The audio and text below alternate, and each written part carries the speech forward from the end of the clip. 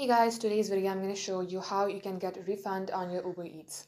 So first thing foremost, you have to simply get logged into your Uber Eats account. You will see a page like this.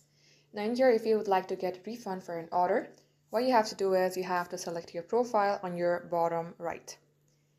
Once done, you will see help at the middle section. Open it. And right at this page, select account instead. Now what you have to do is you have to select I need to contact support if your order is very important and if you would like to get a refund as soon as possible. If not, you can also select help with an order and simply select the order where you would like to get a refund. But the prompt response would be from account. So select account and select I need to contact support. Simply mention the name on your account, your phone number, and all the statement that you see here. Toggle it on according to your preferences. Mention your detail, select submit, and give it around 24 hours before they respond you back. This is how it's done.